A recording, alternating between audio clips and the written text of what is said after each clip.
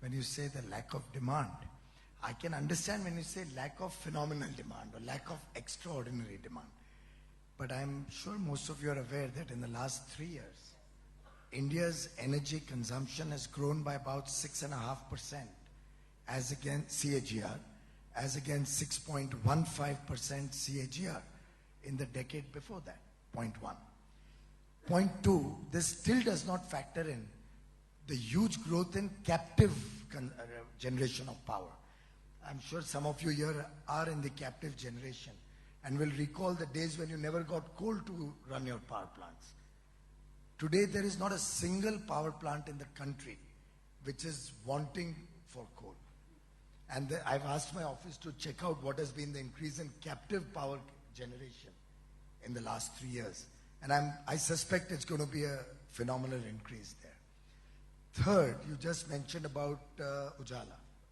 The LED distribution program, we have already seen about 500 million LED bulbs sold in the last 2 years. They will launch this program on 1st of May. We'll have the 2-year anniversary day after tomorrow.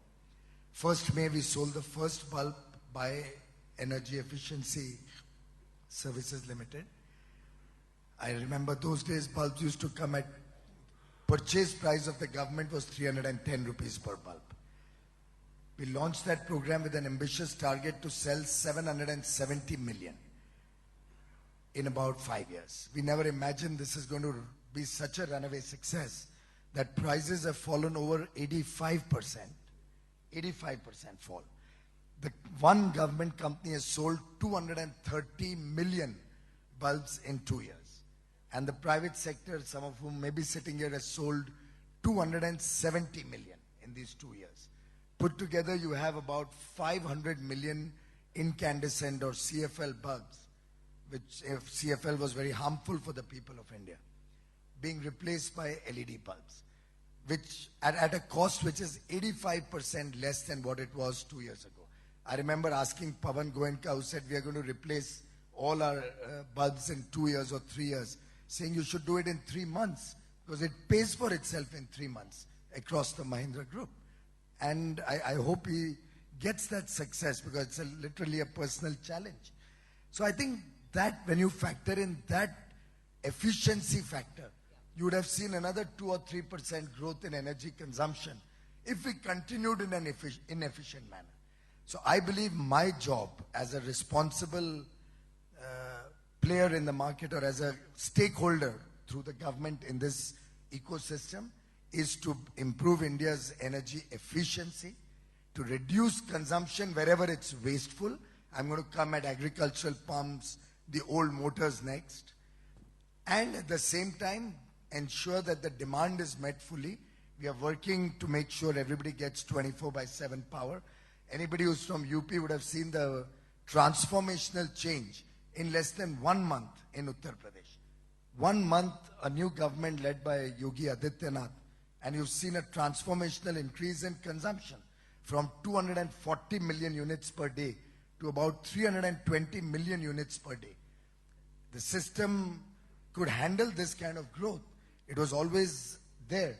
I think the past we were so used to shortages and the whole system was so despondent that in this changed environment where there is sufficient availability for all as much as they want, now I could call it greed, but that may not be the right word. But the expectation of a faster jump in growth is very valid. I would love to see more industry coming in, more investment coming in. And I would urge all the CII honchos, big honchos here to start looking at investing back in the economy. And the minister makes the point there that there are efficiencies that are being released in the system. There are legacy issues that are also being solved as we go forward. He has just talked about how he would want industry to participate and have more confidence in the sector.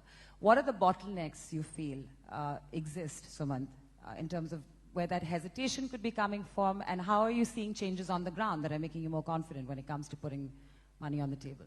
No, I think that if you look at different aspects of the sector, there are different areas in which some of them, investments are already happening. Renewables obviously is a great example of that.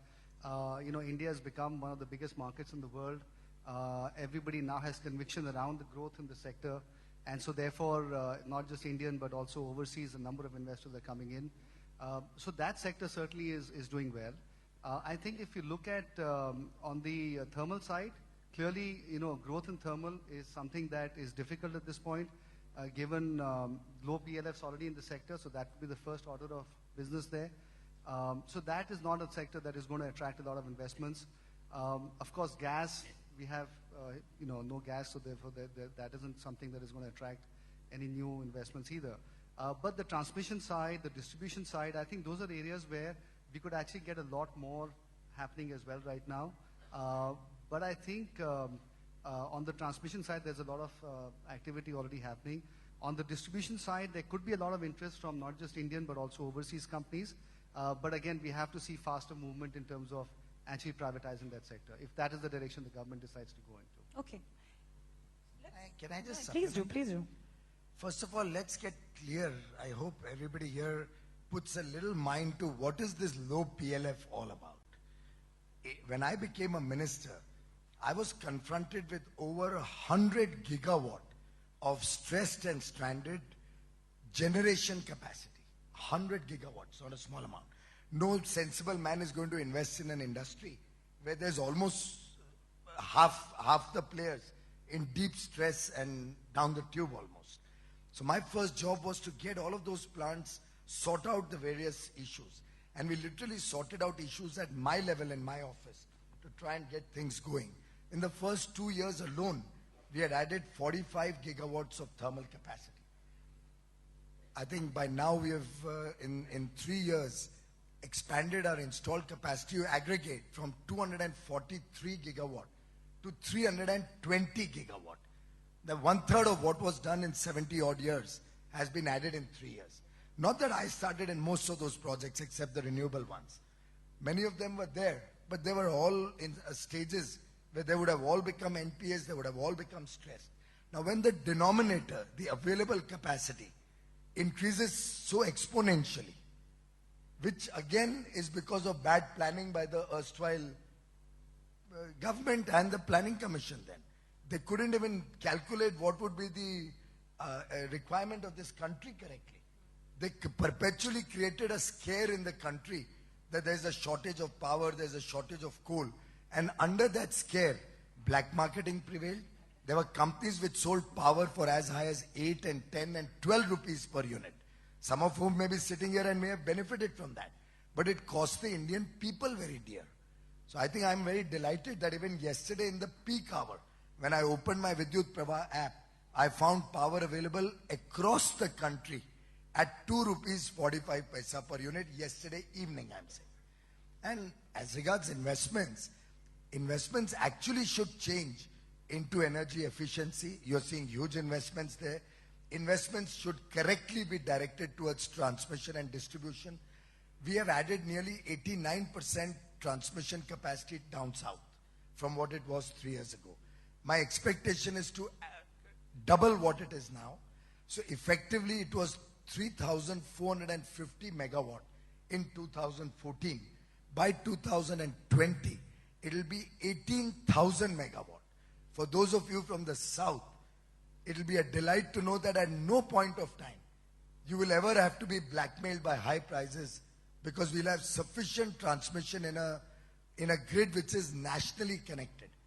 We've just added another line from Agra to some place in Madhya Pradesh, which has added 1,500 or 3,000 megawatt, moving it from the Chhattisgarh belt, where we have surplus power, to UP and the northern region.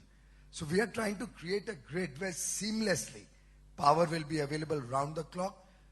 Distribution, the Deen Dayal Upadhyay Gram Jyoti Yojana and the IPDS alone are investing about $18 billion, 1,21,000 crores, only under these two schemes to upgrade the infrastructure.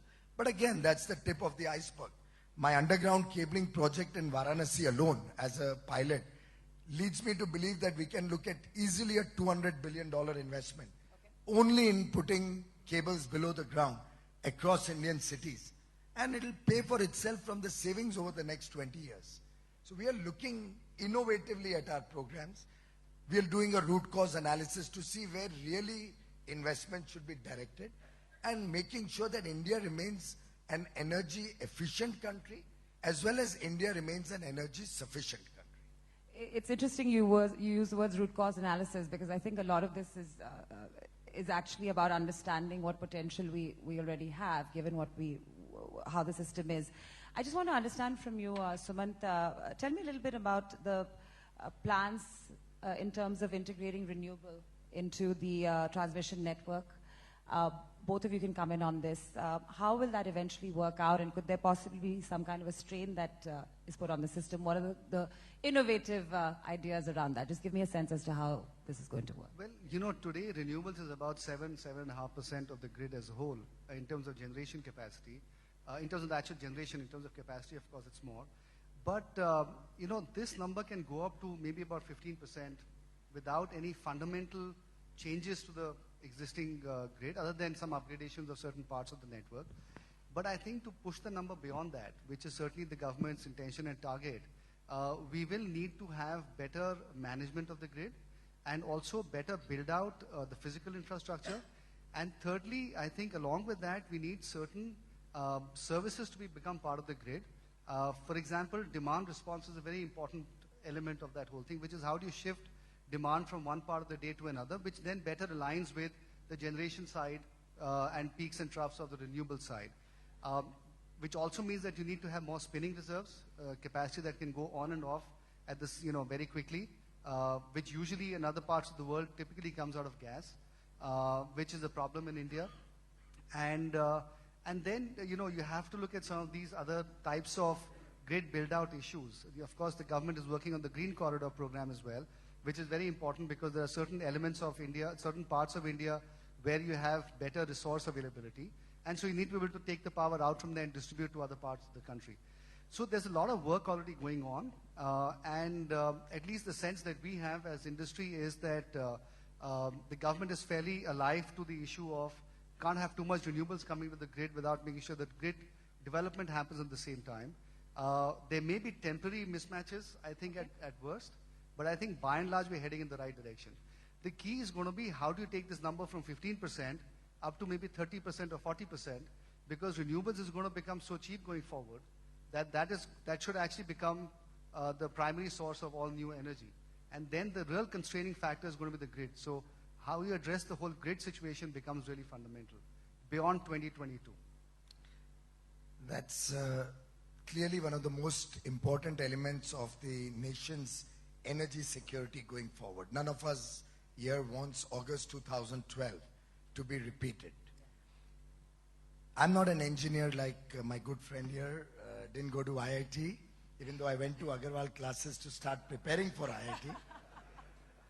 But took the sensible call of doing my little bit of chartered accountancy to understand what money is. And as my late father used to say, end of the day, you've got to put everything down back to money terms, sabse bada rupaiya. And CII knows it better than anybody else. But I've been educating myself. I've been to grid managers in different parts of the world, personally gone and discussed with experts in this field. And today I feel very empowered that India is absolutely well set to prepare itself for the grid in a manner never done before in the world. We had a committee of experts, POSOCO and PGCIL, the grid manager, the grid operators. Everybody sat down and they've come out with a document which will integrate 175 gigawatt of renewable power, which is our 2022 target, efficiently without any problems maintaining grid frequency. And that document, by the way, is in public domain. It's not in my files. We put it out for the public to give comments, criticize, whatever, add value. And wherever we get any criticism, we look at it again. Wherever we get any value add, we keep revising it. It's something which we are doing through a very great deal of stakeholder consultation. Having said that, we must also remember we will have about 50 gigawatt of hydropower by 2022. So effectively, our renewable will be 225 gigawatt. And that by itself will be about 500 million units in the country out of about 1.5 trillion by that time, or 1.7 trillion by that time. So we will effectively be close to 25 odd percent. And we are conscious of that. Of course, hydro has less challenges on integration. In fact, it can be a solution rather than a challenge. But what India is doing, I'm happy to share with all of you, is something very different. We are trying to introduce electric vehicles in a very big way.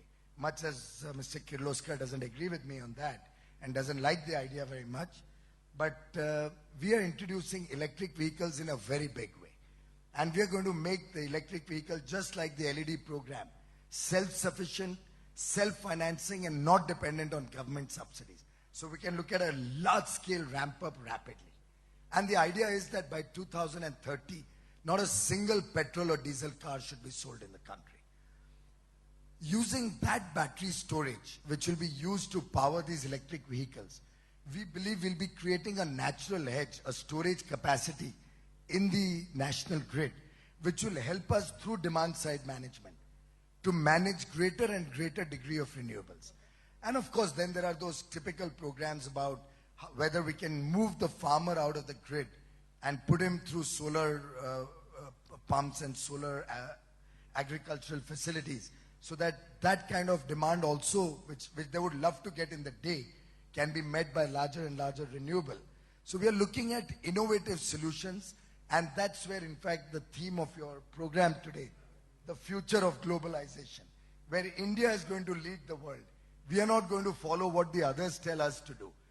We are going to tell the world how it can be done. So these are localized solutions, right, which are taking advantage of our demographic as we stand. The minister telling us about these plans going forward, but just want to understand what are your thoughts when it comes to expectations on financing costs, banks, current rates, projects, viability? Sumant, I want to start with you, and of course I'm going to ask the minister to come, and he's smiling, so. Okay, you know, the interesting thing is, if you look at the cost of solar, for example, in India today, it's about 5 to 5.5 cents is where the bids are happening at this point in time, right? Now, the radiation level in India is no poorer than it is, let's say, in the Middle East. The cost of capital the capital cost to set up a project is very similar to what it is in other parts of the world. But the cost of solar in those countries is about 3 cents. So it's almost 40% cheaper than it is in India. Now 3 cents is 2 rupees, right? Now can you imagine solar power in India at 2 rupees? That will just be an even bigger revolution than we're having right now, right? Because then the question is, why should it be all incremental demand coming from things like solar? It'll start going actually replacing existing legacy systems. The only constraining factor, or the only fact that accounts for this higher cost in India, even though similarities of capex and radiation are there, is the high capital cost. And you know, cost of borrowing for most companies in India is about 10 to 11%. In other parts of the world, it's 5 or 6%.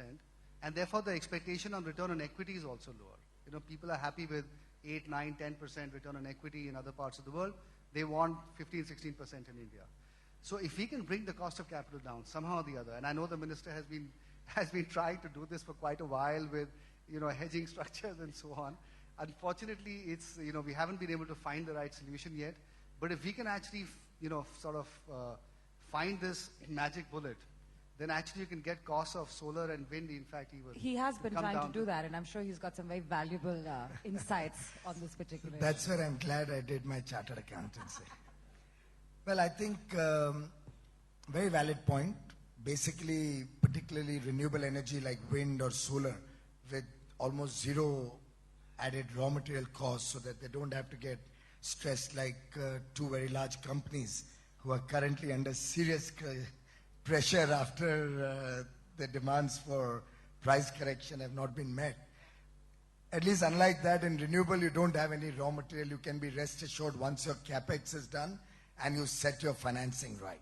And we recognize that very early on in the game. Just to correct you, Sumant, I'm sorry, I hope you don't mind. Zyada hi correction ho raha hai. That 3 cent price is a one-off, one transaction, where land was free and there was a sovereign offtake agreement. Our prices do not have a sovereign guarantee or offtake agreement, and you guys got to pay for land and all. However, I'm delighted because today you set my new benchmark price for solar, 3 cents. We'll have to start working on that now. The difference in India on the positive side is that we have large volumes. What the Middle East will do would be, 10 gigawatts by 2030. Something of that sort, what I was told by UAE or Saudi Arabia, even less than that. What we are planning is 100 gigawatt by 2022. By 32, I would look for 300 or 400 gigawatt. So by that time, we would have really matured this whole process and we would have domestic manufacturing. When India first got even 4 rupees 64 paisa, which would be about 7 cents or even more 8 cents, everybody in this room and whoever, all the experts in the infrastructure sector criticized that is never going to happen, program is going to fail. One company failed and they said heavens are going to fall. It didn't happen. The next bid became lower and lower and lower. When the bid in Rewa came at 3 rupees 30 paisa levelized, 297 first year, I thought everybody decided that thus far and no further. 1 month after that, 3 rupees 15 paisa. So India has been correcting what to my mind earlier was somewhat because of inefficiencies, somewhat because of corruption, somewhat because of very, very low scales, and somewhat because we never thought bold and big. We are correcting that. Finance, of course, is an important element. We have seen under this government at least a 200 basis point reduction in interest.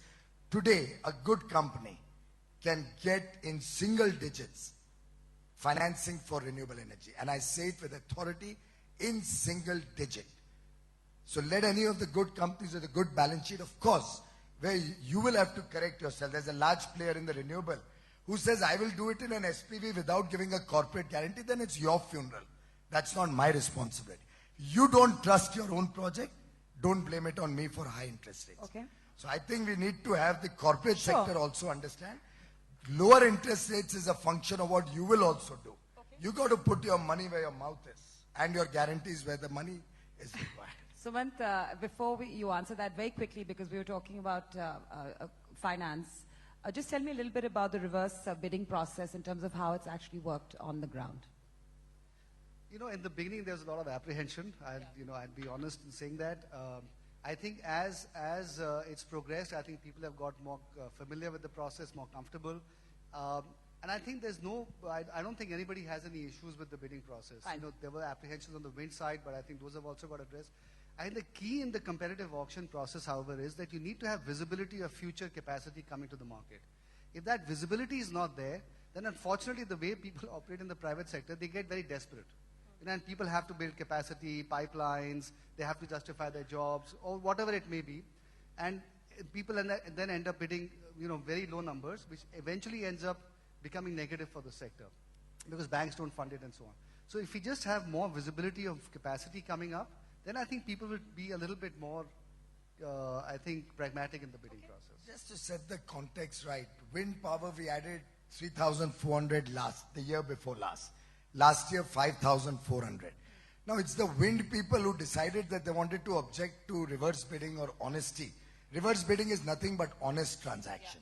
Where there is no favors, you can't set the FIT price to your liking, you can't set high benchmark costs on capital goods and then force the feed-in tariff price to be high.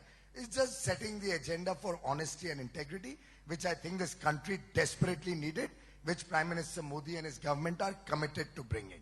And all that we did was bring in that honesty, and you saw prices right-sizing themselves. As far as visibility is concerned, I agree with Sumant. We need to have more regular transactions. We've been seeing a little bit of a fit and start. But I'm on record again and again to say you will have 100 gigawatt coming out. We have increased 370% in our first 3 years. From 2,400 megawatt, it is now 12,200 megawatt. 370% growth in only 3 years. And it's going to just grow exponentially. It'll be 20 gigawatt by the end of this year. It'll be about 35 by the end of next year.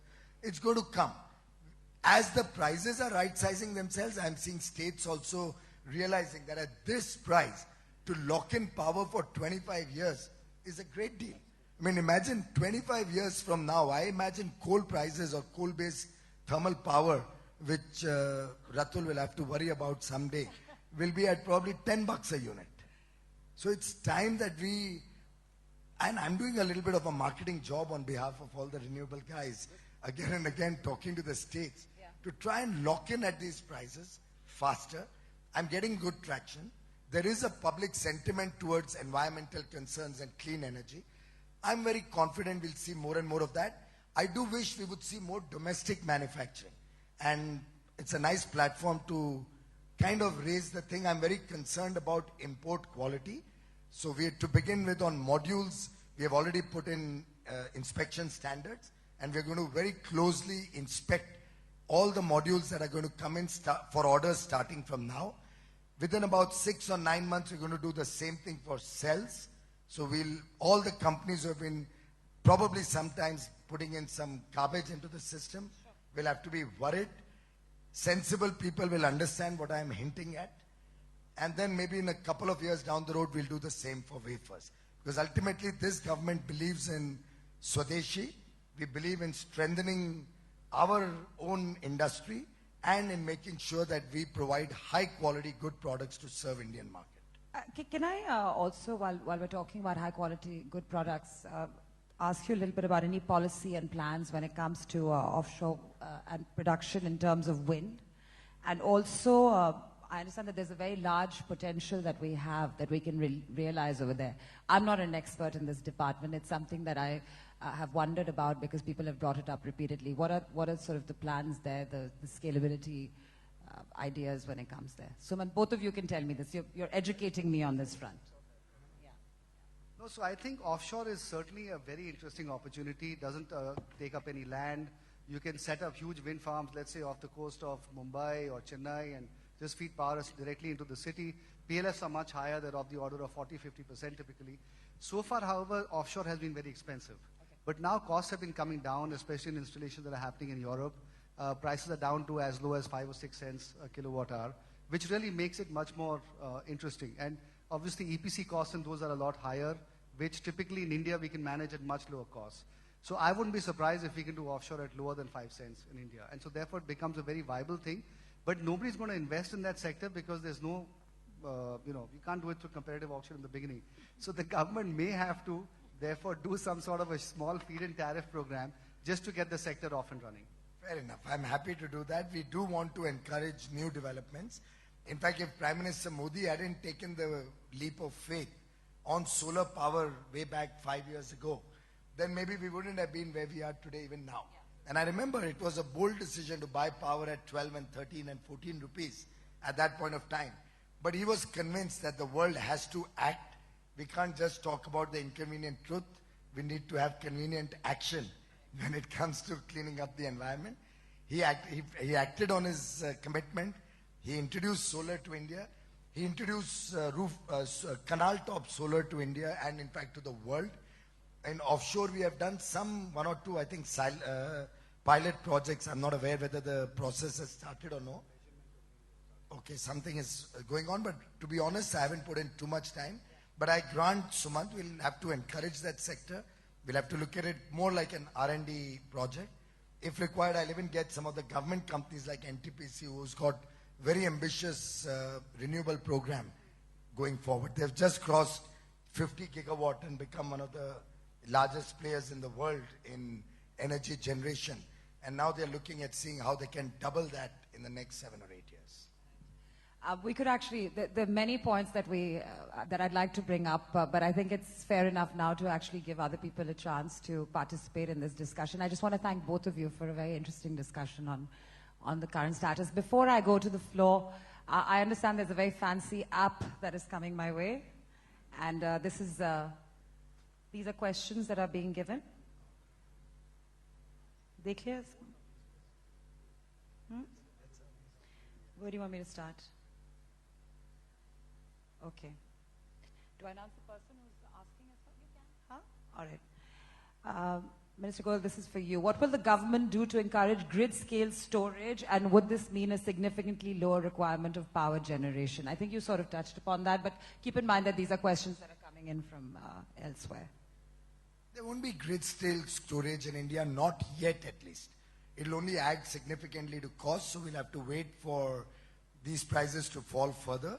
But as things stand, I'm rather using it sensibly, that let my electric vehicles use that storage, and we'll keep moderating and calculating when they should be charged, these batteries in the electric vehicles, so that indirectly we are creating a storage, but using that to reduce our petroleum product imports and consumption, reducing pollution levels in the country, and making it a win-win for the people of India.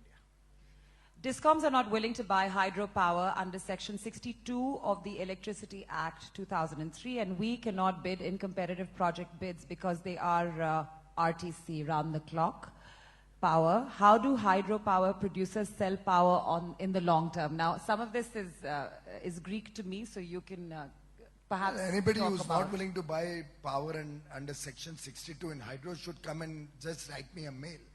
Because hydropower still continues to be under Section 62. This sector is still not yet matured to a level that we can bring in competitive bidding.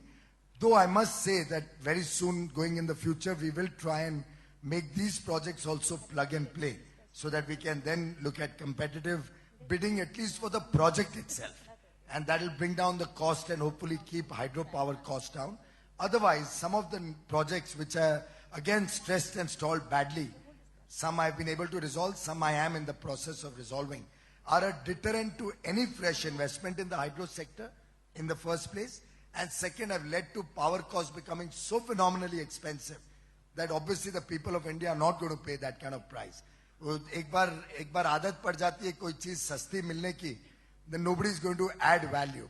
So now 3 rupees is kind of a benchmark price at which everybody will have to look at all sorts of power. And for a long time to come, let me tell you that. The power plants have in the past worked at a PLF of 70. It is said, I'm going to open up to the floor after this question. You've answered this already. So he's already gone through this. So we're not going to take this particular question. I think it's more relevant if we just put this away now and just go to the floor now, because people have been listening to this discussion and it's far more valuable for us to be engaged. Can I just start with the gentleman over there? If you could just please announce your name and go ahead. Vinayak Chatterjee. So my question is on Uday. I think from industry we have greatly appreciated your single-minded focus on probably the most important problem, the wholesaler in the business, which is Discoms, which have held the country to ransom between the producer and the. And Uday 1 has achieved its purpose of a financial reset. There is a buzz in the sector that you are already planning Uday 2, which will be a structural attack on the way Discoms are structured today, and that will then fundamentally attack the issue of operational efficiency, which is reduction of aggregate technical and commercial losses. If it is not too much of a state secret, sir, and if you can discuss something with us publicly, we would like to know your thoughts on Uday 2. Vinayak, you know I'm the one fellow who has no secrets. Even my meetings are publicly televised and sometimes create problem for me also. I have absolutely nothing which is done on file. Everything is done through my mobile apps. Everything is in public domain. Uday has not been only about financial re-engineering, it's also been about financial discipline. Many times some of the authors, I don't know whether you have also written like this, I have not come across any article, but I read some very, very incompetent, तो नहीं बोल सकते ना journalist को, नहीं बोल सकते. कभी नहीं. Some very, very, in parliament where you say it and then you expunge the remarks.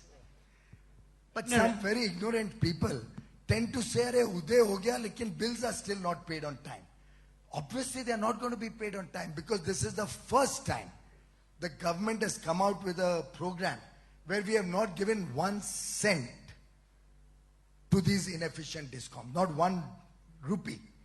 In fact, when that cabinet note came, and it was probably one of the most all-encompassing, comprehensive reform in this sector, the financial implication column was 0. I'm not spending 1 rupee. We are finally telling the naughty boy, no more chocolate for you. You learn to live in your own means. Learn to improve your efficiency. And we have told the bankers not to lend money to the inefficient Discoms. We put caps on their lending. They're not allowed to lend for losses. And that's bringing in financial discipline for the very first time. So it's what we do in business. Suppose a sector, a section or a division is making losses. Those of us who keep pumping in more money in that division only suffer at the end of the day. Those of us who stop putting in more money and focus on efficiencies, I think we get good outcomes out of it. And I think nobody better than this group sitting here to know that. And I think that's what we are trying to do. We're trying to get the states to improve their own efficiencies. As regards restructuring is concerned, that's a state level decision. We are encouraging states to look at every possible way to improve their efficiency, to bring down their losses. There's a lot of action being taken, like a state of UP has come out with an amnesty for 60 days. And after that, they're going to come down with a ton of bricks on those who are stealing power. They're looking at improving the efficiency levels. And wherever the losses come down to below 20%, they're going to get guaranteed 24 hours power. So the Honorable Chief Minister has announced, you bring down losses, you get 24 hours power. We did that in Haryana to good effect. Panchkula, if some of you are aware of a place called Panchkula near Chandigarh. Panchkula was the first district, where 73 villages and the town started getting 24 hours when they all paid their bills and the losses came down below 20%. So we are using this across the eastern belt where it is largely prevalent. South and west are quite good, and they are now looking at further improvements. Overall, this country is on the right path. Just to correct what Sumant said so that none of you goes with the wrong impression, I am the last fellow, absolutely the last man standing, and in my term it's not going to happen that there'll be a runaway increase in tariffs or an increase in agricultural tariffs. So I don't want CII to become a platform of any controversies. Yeah. Once again, we've had our fair share in the last 2-3 days for no rhyme or reason. There is absolutely no proposal to increase tariffs for the agriculturists. Farmers are already under severe stress. On the contrary, I'm trying to see if I can make it cheaper for them by giving them solar pumps and distributed energy and other forms of power. They need that, they deserve that, and that's what the nation owes to them. Okay. I have no proposal to force states to increase tariffs. My only insistence is become more efficient, and if you have to give lower cost power to the poor, to the farmers, some of it gets cross-subsidized, the rest of it pay from your state subsidy. So run your DISCOMs and GENCOs and transmission companies profitably and efficiently. But doesn't mean you pass on your inefficiency to the consumer. And I think you've made that point. Ratul, I believe you have a point that you'd like to make. I'm sorry, I think someone should be giving you a mic. We can have someone. I'll come to the middle of the room in just a minute. So firstly, as a citizen, I'm Ratul Puri from Hindustan Power. As a citizen of this country, I think we have to congratulate you for your focus on energy conservation, especially the LED program, I think is revolutionary. You talked about what you've done in UP. You've grown demand 30% in the last 1 month. You've supplied 30% more energy in the last 1 month. You met unmet demand. Can you talk about how you're going to take your learnings from the last month or month and a half in UP and drive it across India? Thank you, sir. No, that's a job the states will have to do. In fact, my department came up with a beautiful program called Urja Giri. They made a beautiful presentation to me with video clips and a whole ad campaign around Urja Giri. My problem, ladies and gentlemen, is that I cannot act against somebody to bring down the AT&C losses. The action has to be at the state level. In the scheme of things, I'm only a policy maker, and I have to get the states to act on that policy. So I'm encouraging states, I'm even willing to finance states to run such campaigns. It needs political leadership and determination. And nobody better than a leader like Yogi Adityanath ji to really lead by example. I hope other states will see that and emulate that example. Amongst other things also in the power sector. And I'm in continuous dialogue. So what happens in Uday, which was not happening anytime Vinayak in the past, is the monitoring.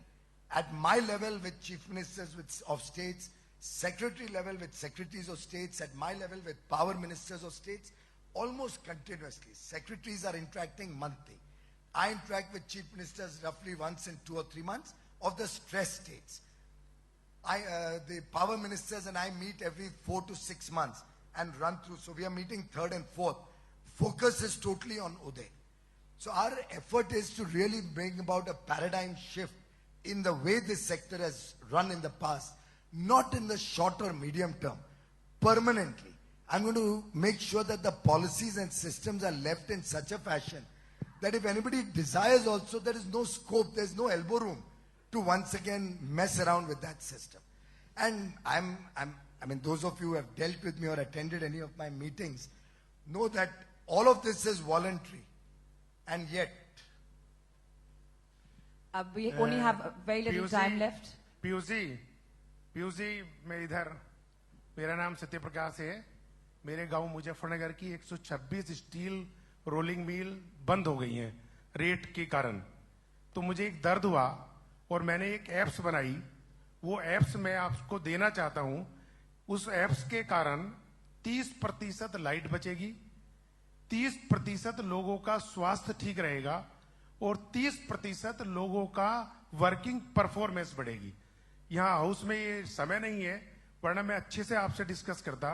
मैं आपसे कब, कहां और कैसे मिलूं ताकि ये चीज शेयर कर दूं और जिस तरीके से देश के विकास में सहयोग करें मैं भी दे दूं। उसके बारे में एक दो इस सेशन आप के बाद जरूर मेरे ऑफिस में जरूर भेजिए। भेजिए। मैं अपॉइंटमेंट्स तो ऐसे नहीं तय कर सकता यहाँ हाँ, पर। can we just लेकिन stick मेरे to ऑफिस questions, में आप please? एक ईमेल भेज दीजिए। Thank you. मैं कई ईमेल भेज चुका सर, अब जवाब नहीं आया पर उसका। प्लीज जवाब तो कंप्यूटर जनरेटेड होता है, वो तो पक्का गया होगा, पर अगर उसमें तत्व मिला होगा आपके ईमेल में, आप जरा ऐसे डिटेल्स दीजिए जिससे हमको स्वयं से लगे कि हम आपके जल्द से जल्द कांटेक्ट करें और मैंने उसका सर लाभ बता लें। दी, तीनों बात बता दी आपको, तीनों बात बता दी। Excuse me, sir. This is not the place to make appointments, but we'll do it later. Thank you. Please come in. This is a question for Mr. Goel. My name is V.K. Arora. I have attended a meeting about 2.5 years ago when all the power plants were literally hungry for coal. And that's the time when you took the challenge and you said that I will make sure that enough coal will be provided to all of you. No, I'm very happy, and we are all very happy and must congratulate you. That's something which we had never imagined would happen in the country, and you made it possible. But my only concern is, at that time, you also mentioned that the power plant load factor, which was at 70, it would go up to 80. But unfortunately, despite the fact that all the coal is available now, why has it come down to 60? No, that's a question, we would like to. Have I made that point clear in my earlier comments, or you want me to repeat it again? We've sort of discussed Is it, anybody sir. still in doubt about what It I has explained? got something to do about with the the denominator going Yeah. up, the stressed and stalled plants all getting operationalized. So we've adding actually started the discussion with that. 33% to the national grid. Yeah. Very quickly. Yeah, sorry, I'm sorry. Can I just have someone with the mic? We're going to take two last questions and then close the session. One from me. Sir, the electric vehicles have been sort of waiting to take off in India for a long time. And thanks to all the effort that's been put in by your department, by you personally, I think this is going to be the year of electric vehicles. That's my belief. You have mentioned 2030 as the sort of deadline for when we will have no more diesel and petrol. But you always like to set milestones. So what is your plan for the next 12 months?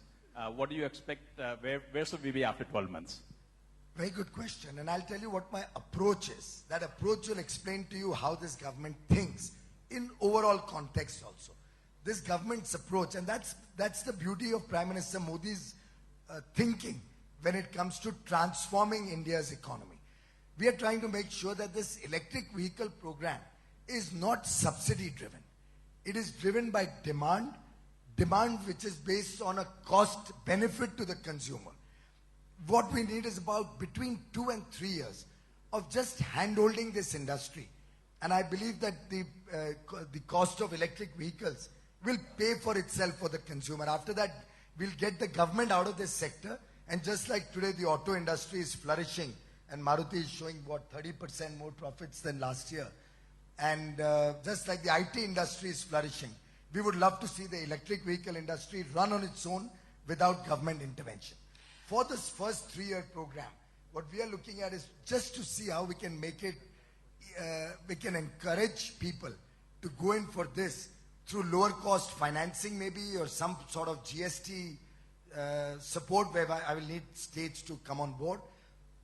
Government is looking at investing in charging infrastructure across the country, and to begin with in the larger consumer centers where pollution is at all-time highs. If we will create the enabling infrastructure so that people are encouraged to go green and look at electric vehicles. Having said that, we are also looking at innovative ways if we can use swapping as a program so that cars don't have to wait for batteries to be charged. You can just drive into a petrol pump and swap your battery and drive out. Less time than what it takes to put petrol in your car. Just like in the races, Formula 1, you're counting the seconds within which the tires are changed and batteries changed. So we are looking at innovative ways to separate the cost of the vehicle and battery and make this whole program. I need 3 years. Objective on these 3 years being to make it a self-sufficient model. I'm taking a last question over there. We're completely out of time. I'm sorry. I'm being pressurized to also end the session, so I'm going to take a last question. Okay. Can I put a question? Sure. Yeah. Sir, my name is Abdul Kalam. I'm not a journalist. I'm a professional from Coal India, retired CMD Director Technical. Sir, you have been very kind. You inaugurated a seminar last 2 years ago, and you made a 2 billion target for Coal India. And in fact, you made a point that Coal India agreed to 1 billion tons. And I assure everybody was resistant, but you assured that it was done. So I'm happy, sir, they are going to do it. But some of my colleagues are a bit depressed that this demand for coal is not there. So anything for spurring demand. And sir, secondly, I am thankful to you. I am from UP. My village gets 6 hours power daily. I think it comes more. I am congratulating you for that improvement in UP. Thank you, sir. Sir, as regards coal, I still stand committed to increasing supplies of coal significantly. At the same time, now my focus, since we've already got enough security of coal supplies, is on quality of coal supplies. So we want superior quality of coal. In fact, you'll be happy to know that the specific consumption of coal, specific heat rate, has improved by 8% in the last 2 years because of better quality of coal alone. And some of you all may have experienced that. Now this year we have dedicated to coal quality. So our entire focus is going to be how to improve the coal quality. And I just want to make sure what they get is what they pay for in the first place and doesn't have to go through series of confrontations and tests and all that.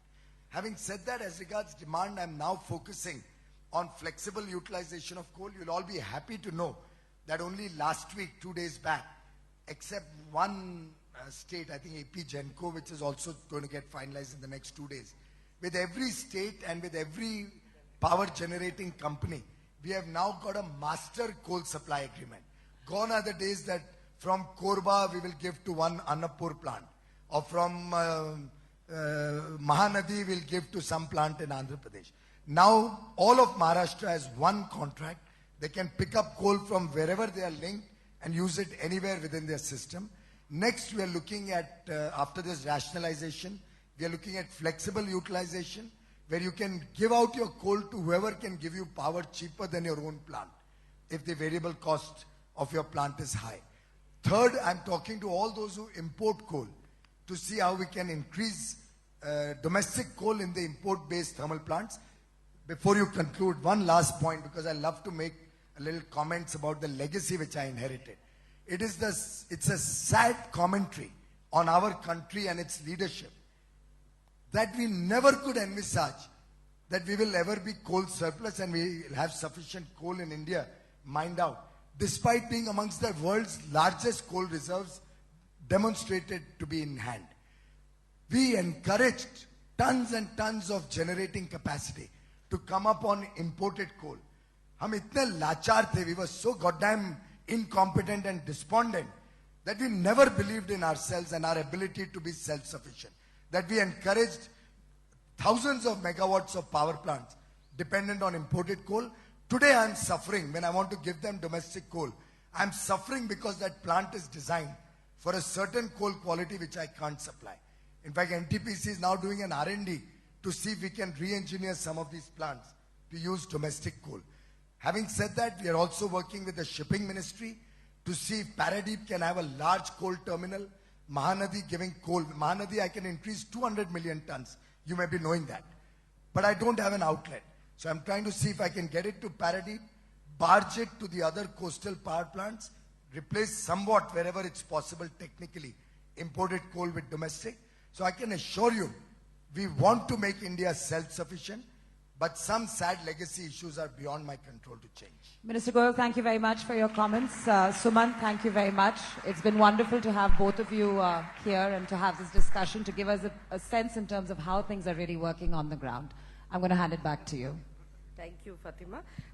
May I request Sumant Sinha to kindly hand over a token of appreciation to the Minister and to Fatima.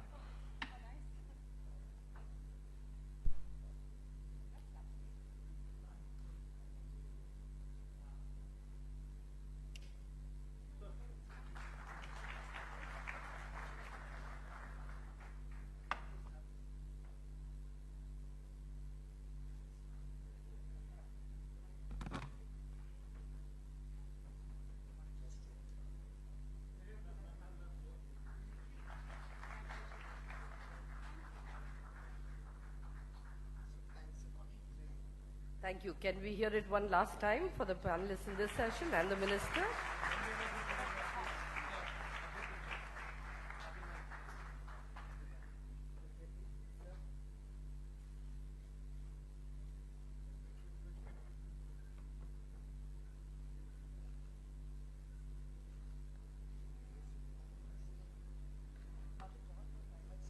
We will now go on to a next session. Gifting Smiles, is strategic philanthropy the new calling? On the panel for this session, we have very interesting speakers, Mr. Rahul Bajaj, Mr. Jamshid Godrej, Mr. S. Gopalakrishnan, and Ms. Meher Padamji. Chairing this session is Mr. Tarun Das. So I request all of you to settle down and we'll start with the session right away. All our speakers are here already.